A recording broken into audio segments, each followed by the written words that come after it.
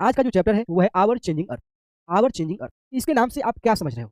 यानी कि हमारा अर्थ है और उसके सरफेस पे कुछ बदलाव आ रहे हैं। लेकिन इस बदलाव के कारण या इस बदलाव के पीछे कौन-कौन से फोर्स इन्वॉल्व हैं? सबसे पहले हम लोग उस फोर्स के बारे में डिस्कस, फिर बाद में उस फोर्स का क्या परिणाम आता है अर्थ के ऊपर डिस्कस करेंगे। तो चलिए सबसे पहले ये जानते हैं कि अर्थ के सरफेस पे जो चेंजेज आते हैं, जो मूवमेंट होते हैं, उस मूवमेंट के कारण, चेंज के कारण कौन-सा या चेंज के पीछे कौन-सा फोर्स इन्वॉल्व? तो उस चेंज के पीछे 2 फोर्स इन्वॉल्व है। एक है इंडोजेनिक, दूसरा है एक्सोजेनिक।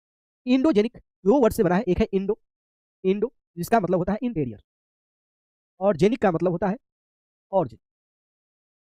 यानी कि वो फोर्स जो अर्थ के अंदर से ओरिजिनेट हुआ है, जो फोर्स अर्थ के अंदर से ओरिजिनेट हुआ है, उसको हम लोग इंडोजेनिक फोर्स बोलते हैं। क्या बोलते हैं? Endogenic force.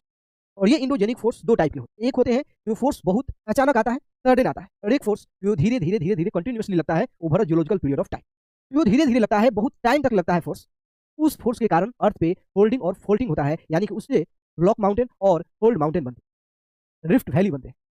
और जो सडन होता है, उससे अर्थक्वेक आता है, उससे वोल्केनिज्म आता है और उससे लैंडस्लाइड आता है। ठीक? सडन फोर्स और डिएस्ट्रोफिक फोर्स। सडन फोर्स जो अचानक आया और तेजी से आया, जैसे कि अर्थक्वेक, वोल्केनो और लैंडस्लाइड। डिएस्ट्रोफिक फोर्स जो एक स्लो फोर्स है, लेकिन ये कंटिन्यूअस फोर्स।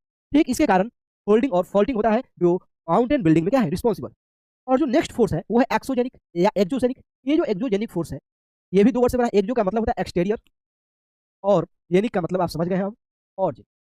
यानी कि जो फोर्स अर्थ के सरफेस पे, अर्थ के बाहर, यानी कि जो हमारी एटमॉस्फेयर या जो हमारी अर्थ पे जो डिफरेंट डिफरेंट डोमेन्स हैं, डोमेन्स के कारण, वो डिफरेंट डोमेन्स के कारण जो फोर्स ओरिजिनेट हो रहा है, या अर्थ के सरफेस के बाहर जो फोर्स अप्लाई हो रहा है, उसको हम लोग क्या बोलते हैं? Exogenic force.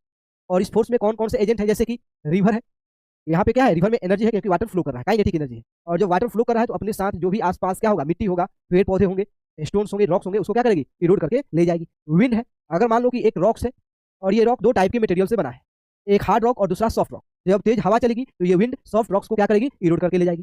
दूसरा है सी वेव्स। सी वेव्स, समुद्र में जो लहरें उठती हैं, वो कोस्टल एरिया को, कोस्टल रीजन को मॉडिफाई करती हैं। और दूसरा है ग्लेशियर। ग्लेशियर क्या होता है? तो फ्रोजन रिवर, जो स्लोली स्लोली क्या करता है? मूव करता है ग्रेविटेशनल फोर्स के इन्फ्लुएंस में। जब ये स्लोली स्लोली मूव करता है तो जो उसके अंदर जो रॉक्स हैं, जिस रॉक्स के ऊपर ये ग्लेशियर जमा हुआ है, उस रॉक्स को ये स्क्रैप करता है, और फिर ये रॉक्स को जो स्क्रैप करता है उसको कहीं डिपॉजिट करता होगा। ठीक है? और एक है टेम्परेचर, यानी कि इरोजन और डिपोजिशन और वेदरिंग। तो इरोजन और वेदरिंग होगा, वो एक डिस्ट्रॉयर का काम करता है, सरफेस को तोड़ता है। और जो डिपोजिशनल है, ये कहीं पे जाकर के उस जो टुकड़ा होंगे, जो ये मालवा क्रिएट करेंगे तोड़ ताड़ के, उसको क्या करेगा? कहीं पे इकट्ठा करेगा, डिपोजिट करेगा। तो ये 2 फोर्स इन्वॉल्व है अर्थ के सरफेस में बदलाव लाने में। कौन-कौन? इंडोजेनिक और एक्सोजेनिक।